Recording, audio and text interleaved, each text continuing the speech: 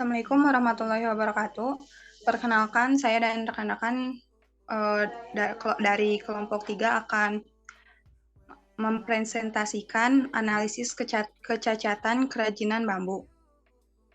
Perkenalkan, di sini saya Putri Aulia dengan NPM 10322012. Di sini ada latar belakang produk yang kami analisis, yaitu kerajinan tangan, yaitu kerajinan bambu. Kerajinan tangan diartikan sebagai pembuatan sebuah benda dengan menggunakan tangan, bukan cetakan mesin, yang menitik beratkan pada aspek kegunaan dan keindahan. Contoh kerajinan tangan dari bambu adalah souvenir dari bahan dasar bambu, seperti gantungan kunci, pulpen, angklung, dan masih banyak yang lainnya. Usaha ini bergerak dalam bidang handicraft yang berlokasi di Cirungki, Cicalengka, Kabupaten Bandung, Jawa Barat. Kami memilih bisnis kerajinan bambu karena keberlanjutan, keunikan, dan pasar yang terus berkembang untuk produk ramah lingkungan.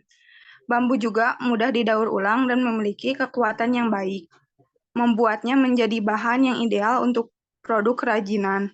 Selain itu, bambu memiliki daya tarik estetika dan berkelanjutan yang membuatnya diminati.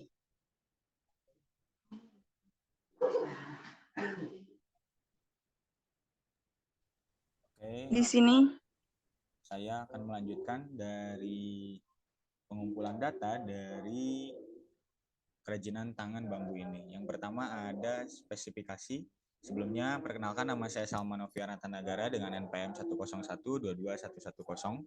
Di sini saya akan menjelaskan bagian spesifikasi. Yang pertama dari gambar bisa kita lihat, yaitu dari bentuknya ada yang berbentuk panjang, persegi, seperti yang digambarkan ya. Selanjutnya dari bahan-bahan, bambu ini memiliki beberapa bahan-bahan untuk membuat kerajinan ini gitu.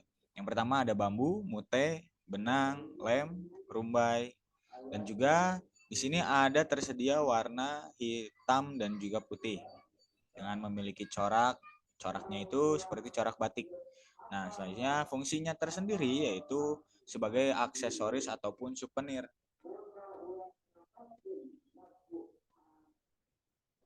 Nah, di sini ada beberapa tahapan dalam proses produksi kerajinan bambu ini sebagai berikut. Yang pertama ada memilih bahan bambu yang akan digunakan dan memotongnya.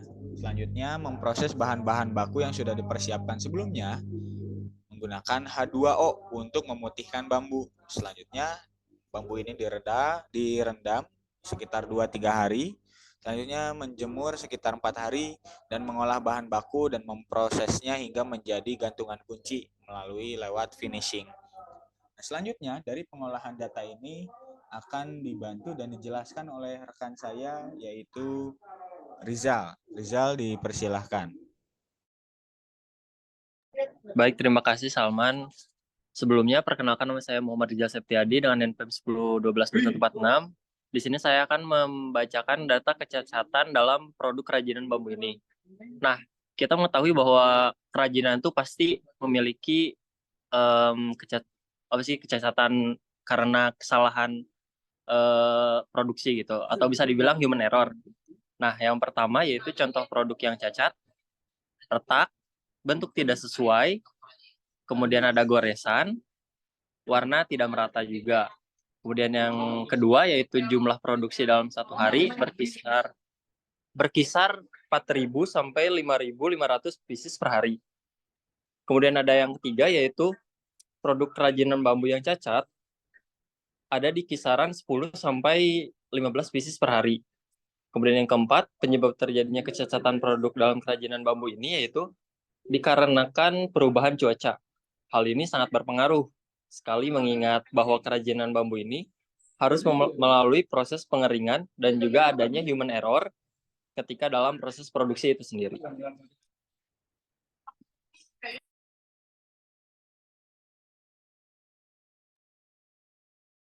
Selanjutnya di sini saya akan menjelaskan mengenai pengolahan data. Sebelumnya perkenalkan, nama saya Sulastri dengan nomor NPM 10121126. Berdasarkan lembar periksa yang telah disajikan di atas, dapat disimpulkan bahwa dalam kurun waktu 1 minggu atau 6 hari terdapat 94 pieces produk yang cacat. Dari total produksi sebanyak 30.200 pieces per minggu. Dengan kata lain, jumlah kecacatan produk masih berada dalam batas yang dapat diterima atau wajar. Ini berarti bahwa proses produksi dapat terus berjalan. Namun produk yang ditemukan cacat dan tidak lolos uji kualitas harus dipisahkan dan ditangani secara terpisah.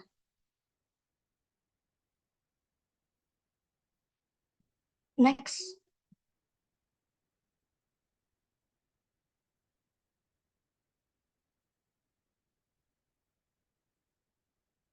Kemudian di sini ada diagram histogram. Berdasarkan hasil perhitungan yang telah dilakukan dalam diagram ini, disimpulkan bahwa kecacatan terbanyak yang terjadi pada kerajinan bambu adalah ketidakmerataan warna akibat cuaca yang tidak menentu. Hal ini menunjukkan bahwa masalah utama yang perlu diatasi dalam penanganan kecacatan produk adalah ketidakmerataan warna yang disebabkan oleh ketidakpastian cuaca.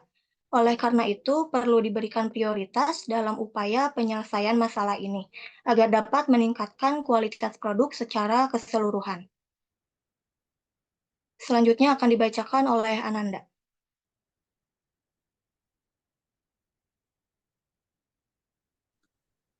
Baik, yang selanjutnya ada diagram Pareto. Berdasarkan diagram Pareto, terlihat jelas bahwa karakteristik kualitas yang paling dominan dalam menghasilkan produk cacat selama 1 minggu adalah warna tidak merata. Dari total 58 produk cacat, jenis kecacatan ini menyumbang sebesar 62% dari kecacatan yang terjadi. Next.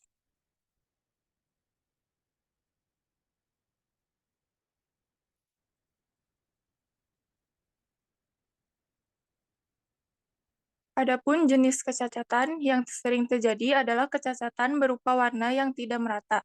Dari gambar fishbone terdapat 3 faktor yang menyebabkan kecacatan berupa warna yang tidak merata, yaitu faktor manusia, lingkungan, dan metode. Faktor manusia terjadi karena pemilihan bahan baku, tidak teliti, dan keterampilan kerja. Faktor lingkungan terjadi karena paparan sinar matahari terlalu lama, kelembapan udara, cuaca buruk penghambat pengeringan. Sedangkan faktor metode terjadi karena pengaplikasian warna tidak merata, pengeringan terlalu cepat, dan polesan tidak merata.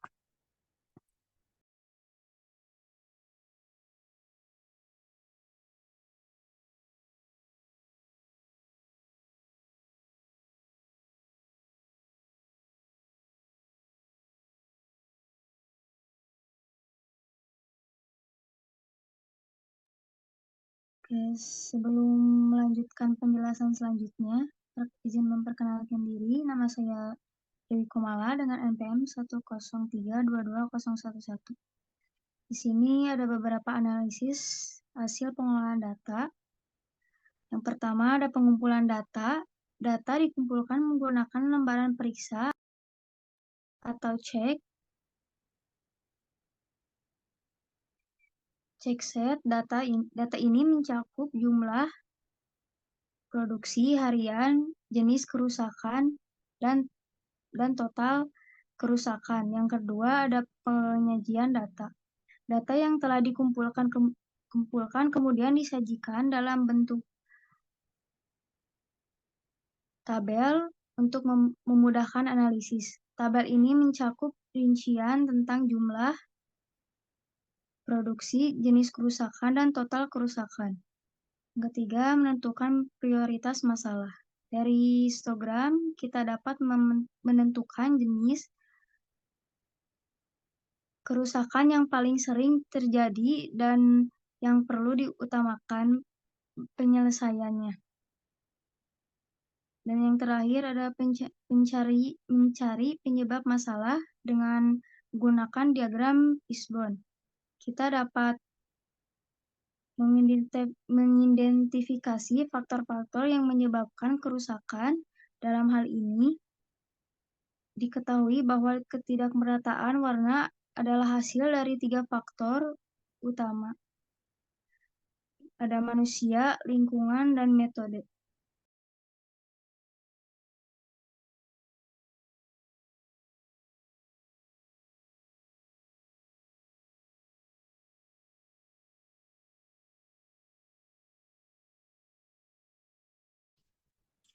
Baik, di sini ada usulan perbaikan masalah.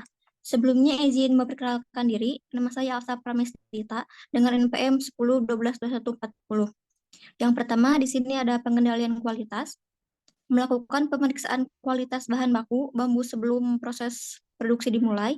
Jika bambu tidak cukup putih, mungkin perlu meningkatkan waktu peredaman atau mencari supplier bahan baku yang berbeda. Yang kedua, penggunaan teknologi. Bisa menggunakan teknologi pengeringan yang lebih canggih untuk menjemur bambu.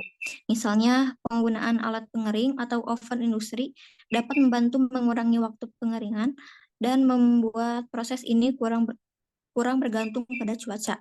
Yang ketiga ada pelatihan karyawan.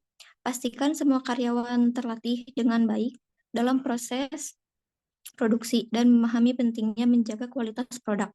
Ini juga bisa membantu mengurangi jumlah produk yang cacat. Yang keempat ada penyimpanan. Pastikan bahan baku dan produk jadi disimpan dengan baik. Kelembaban dan suhu yang tidak tepat dapat mempengaruhi kualitas produk. Yang kelima ada pengendalian lingkungan. Jika perubahan cuaca adalah penyebab utama cacat produk, mungkin perlu mempertimbangkan untuk memindahkan proses produksi ke dalam ruangan atau menggunakan peralatan yang dapat mengendalikan lingkungan seperti pengatur suhu dan kelembaban.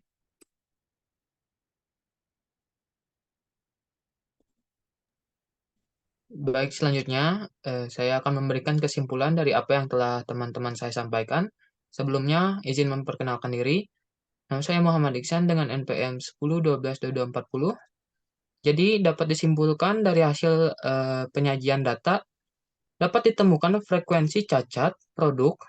Data diperoleh dari produksi rata-rata 4.000 sampai 5.500 piece per hari dalam 6 hari. Terdapat 94 piece produk cacat dari total produksi 30.200 piece. Kecacatan terbanyak adalah ketidakmerataan warna 58 produk atau 62%.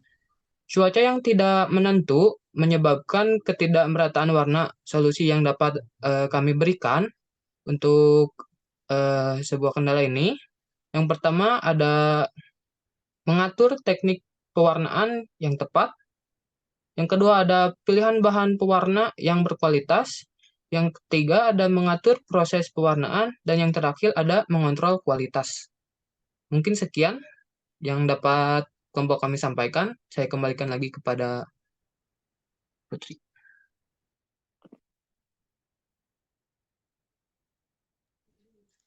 Baik, sekian dari yang bisa kelompok kami presentasikan. Mohon maaf bila ada kesalahan. Wabillahi taufiq wal hidayah. Assalamualaikum warahmatullahi wabarakatuh.